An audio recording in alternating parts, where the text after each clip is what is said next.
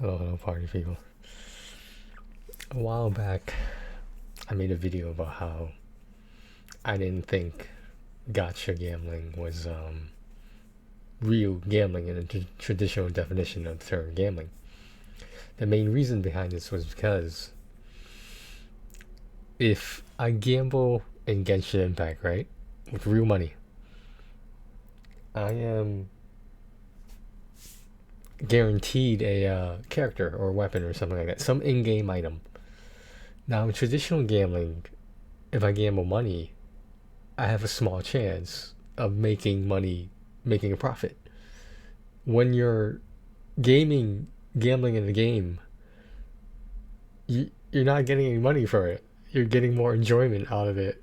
You can't use the character you just won from the gotcha gambling. You can't convert it to actual money in the real world. So, in my opinion, that is not gambling.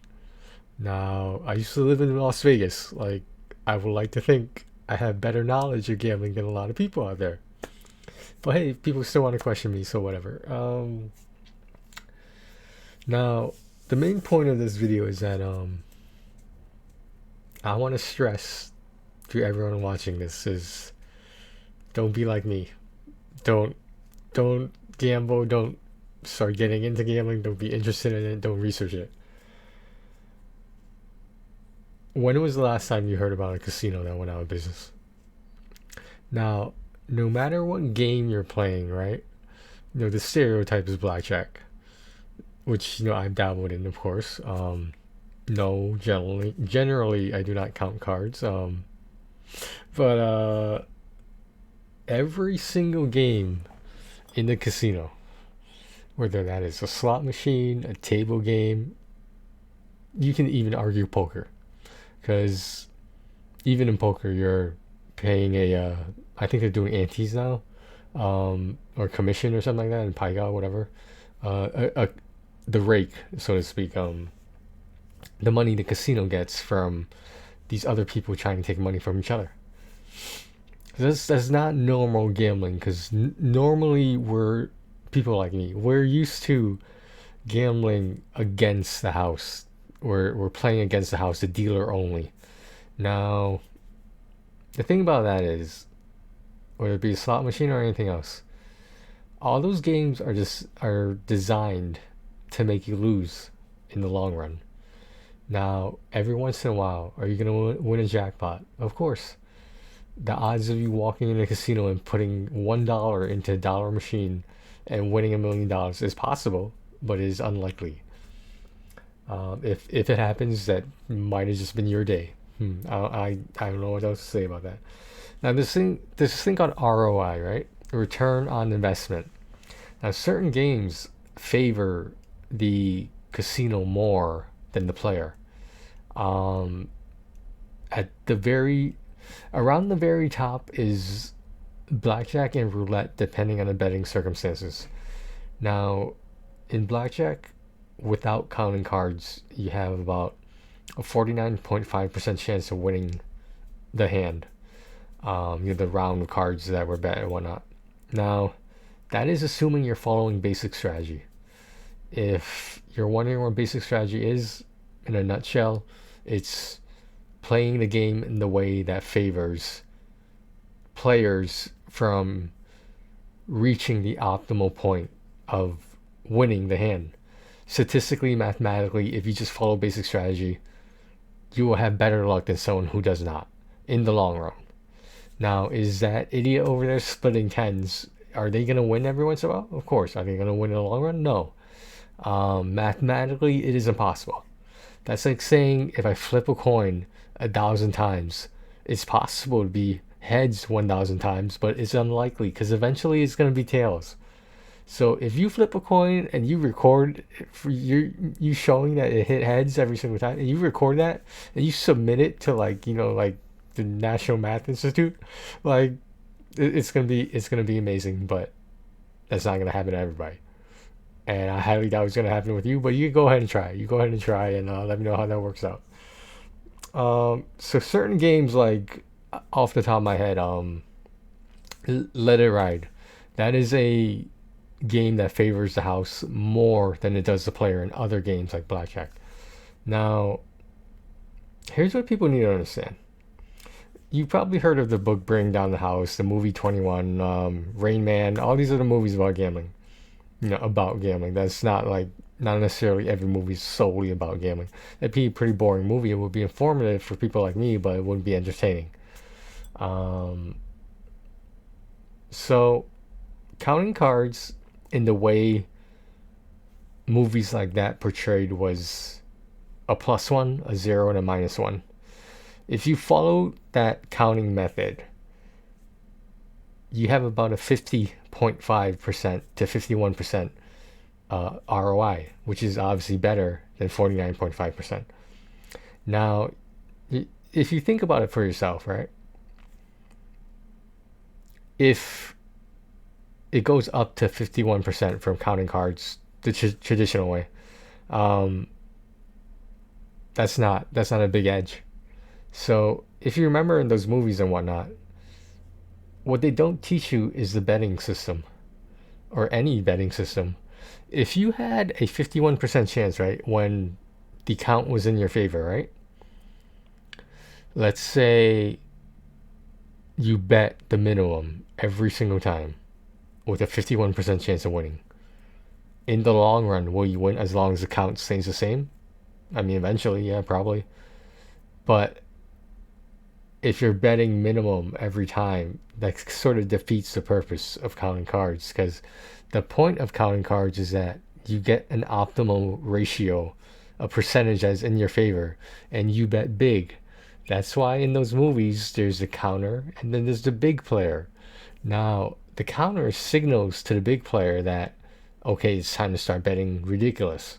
And, you just look like a high roller and no one will suspect you. Obviously, that is not the case. Just like in movies, people are hired to spot these things. There's technology, there's facial recognition, there's all the shit that we didn't have back then, where it is easier to get caught than it has ever been in the history of gambling. Let me put it that history of casino gambling. Now, if you look at, say, I want to say like with the ROI return of investment being like 50.5%, right? 51%. You don't necessarily have to have a partner. You don't need to have a counter. If you are the counter and the big player, that simplifies things. But at the same time, it makes you more vulnerable to getting caught. Now, if if you're betting big all of a sudden when you've been betting minimum the whole time, waiting for that count to hit or be in your favor, it's gonna look suspicious. Like, let's say you're betting $10, right? Every blackjack hand. When the count is in your favor, all of a sudden you're betting like what, 500, $1,000, like just out of nowhere. And realistically, I've heard rumors about this. And I don't know what's true and what's not true, but if they catch you counting cards or suspect you're counting cards, they can rightfully ask you to leave. In certain cases, you can be blacklisted. Now, when you're blacklisted, especially in Vegas, you will never ever be able to walk into another casino in your life. And for some people, that's a big deal. That's why they don't count cards, because they don't want to get caught.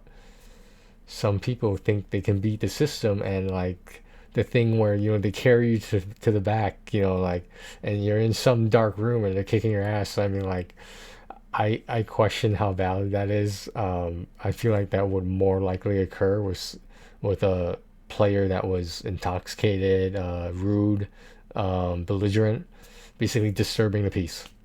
Now, you got to keep in mind that a lot of these casinos are also owned by indigenous Americans. Um, they have their own laws. They have their own fire department. They have their own police department. They have their own schools, and it's their law on their land. You going to their casino, you are on their land. That is not your hangout. That is not your property. That's not even technically American property, in the traditional sense of American citizens. Whereas indigenous Native Americans, truthfully, they owned the land before we owned it. Let me put it that way. Anyone who's born here, I guess I don't qualify for owning it because I'm a minority, right? Yeah, okay, whatever. Um, anyway, um, gambling is not a form of income. I'll give an example. Tonight, for example, I'm in a actually decent mood because I had about a $250 swing. Um, Fortunately, the swing was in my favor, and I really needed it. Well, I don't know if I really needed it, but it was entertaining enough that because I had a semblance of a profit, whatever, great. I'm probably gonna spend the money right away just so I don't lose it again. But that's fine. Now let me ask you this: why would you play a game where the ROI was never gonna be in your favor? People have this notion that they need to keep playing because they're fearful that that next hand will be their hand, the big hand. And like, there's a chance it could be, but most likely it's not going to be. And the whole thing is, again, I don't know how many times I need to reference this: FOMO, fear of missing out. Certain players are afraid that if they stop at a certain point, that next hand that's going to cover all their losses, give them a profit for a decent amount of time, maybe for a lifetime, that hand's going to hit on the one they walked away from. And for some people that is very scary. For some people it's very manipulative, and some people might not even know it. Now if you think about it, right, how many people who have money, who invest, you can argue investing is a form of gambling, but anyway, regardless, um, they're not the ones gambling. They're not in, the majority of them are not in casinos throwing their money away or risking it in some cases, wagering it, betting it. Um, the people who are gambling don't have a lot of money. The people who are gambling justify their gambling being in the financial position that certain people might be in. Now, so the big question is, why? Why do we do this to ourselves? And for some people, the easiest and most basic explanation is this: it is very expensive entertainment. If you look at gambling and all of the kinds of gambling, that's what it is. Now, when it stops being about entertainment and you're using gambling as a form of income to supplement funds you already do not have anyway, you're not going to win forever. And if you hit a couple good nights in a row and you have a profit, there's this thing called a give back. And some people will keep gambling with their profit until there's no more profit left. In some cases, they will actually lose money.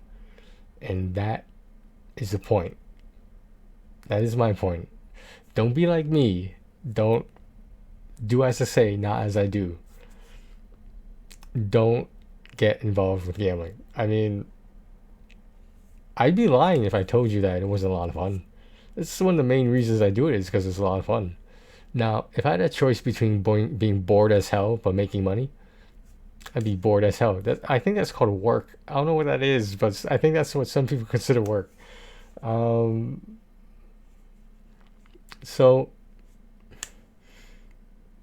I wish I could tell you more about why I personally gamble, but I almost feel like I never really questioned it.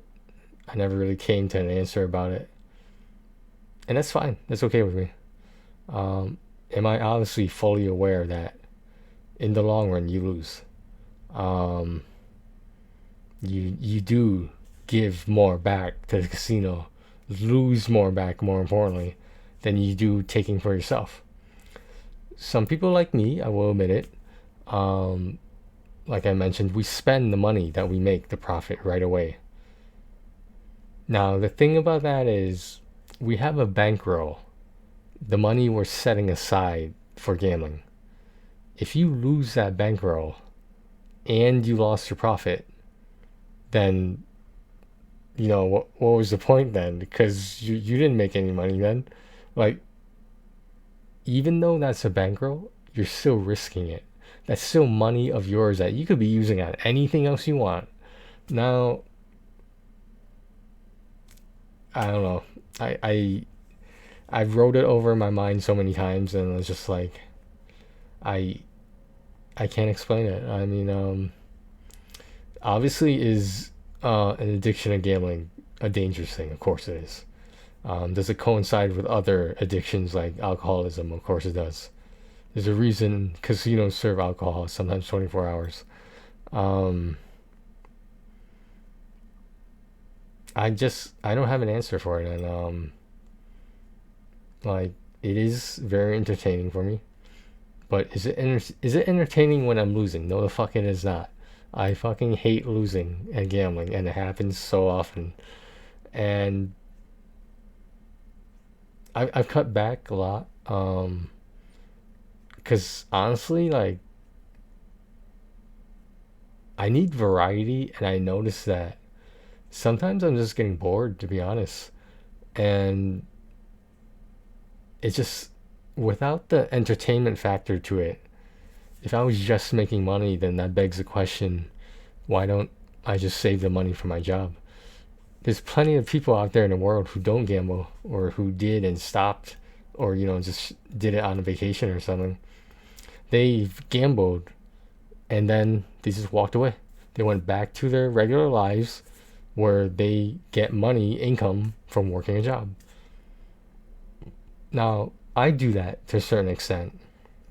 But the question is, why do I keep doing that and keep gambling at the same time? The answer is I don't know. I don't have an answer for that. The only advice I can give people is whether it be gotcha gambling, whether it be sports betting, whether it be table games, whether it be poker. Nobody wins all the time. The only winner is the house, the casino. Now, why do you think they have restaurants and casinos? Why do you think they have hotels? Why do they have all these amenities that encourage you to stay as long as you can, for playing as long as you can, and just spending money in general? It's a business.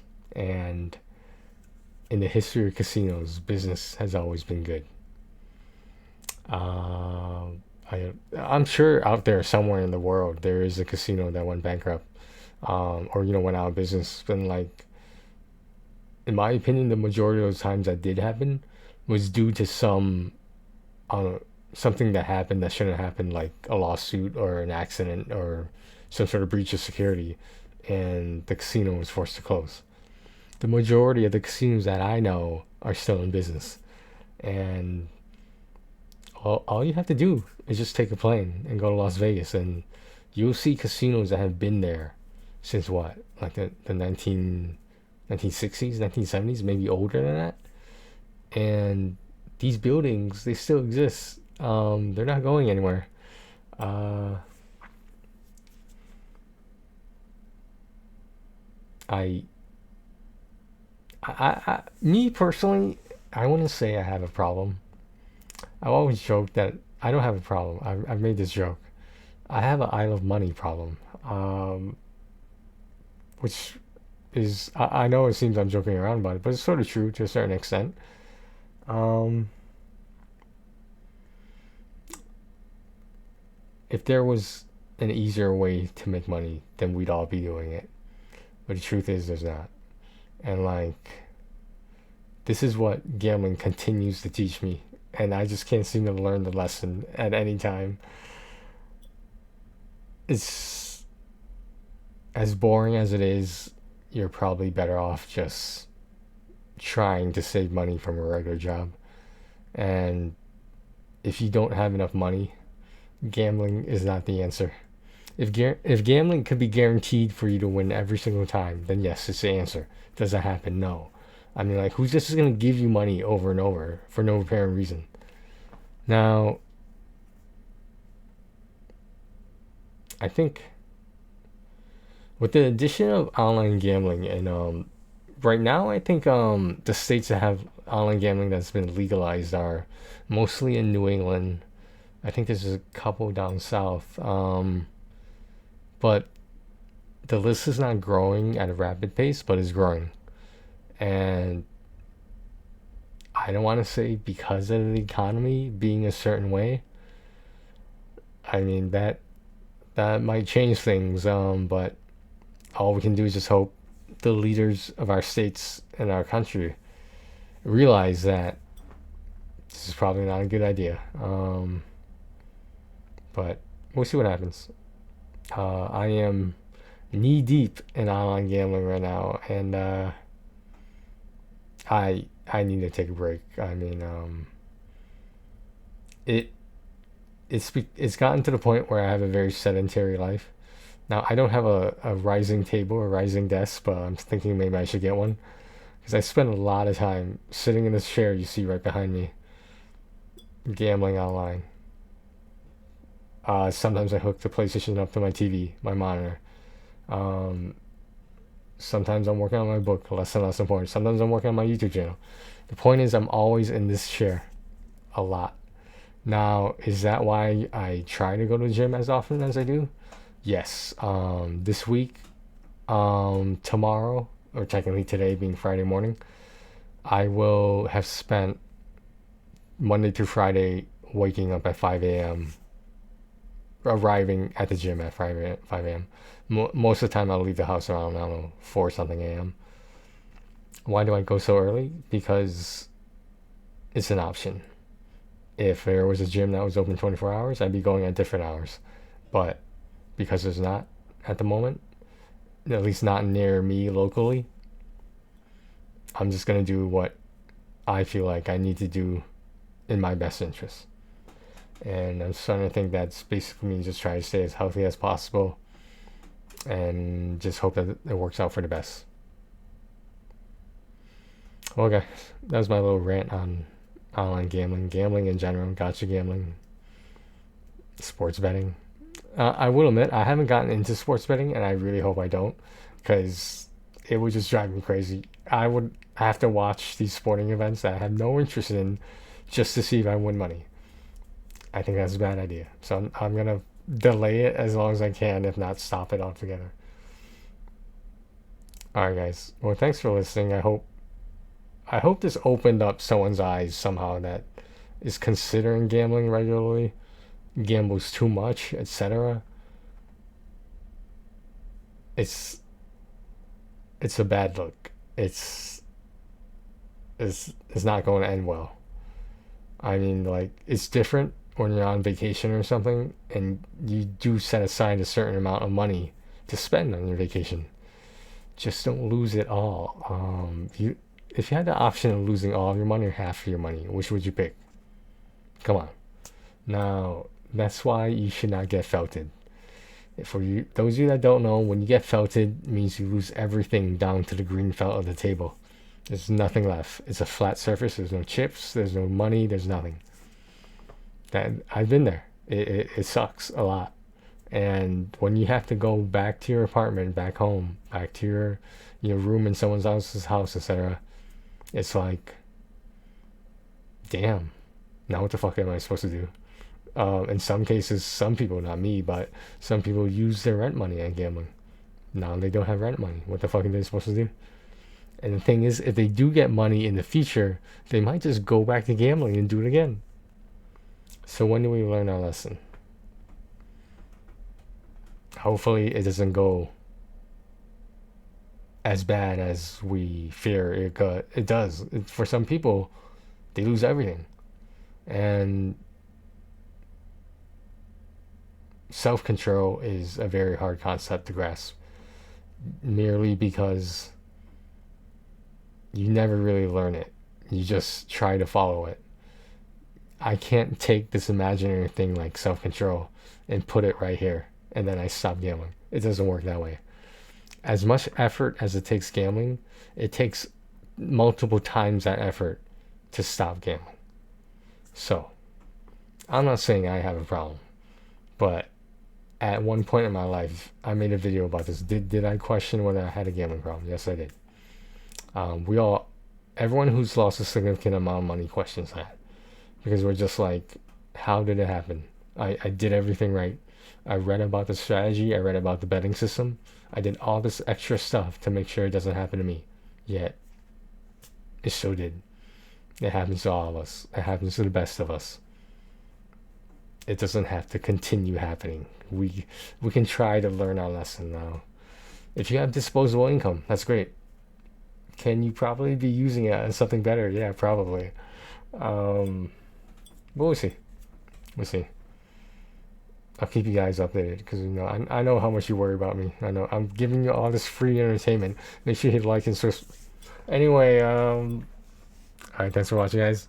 Take care of yourselves and each other.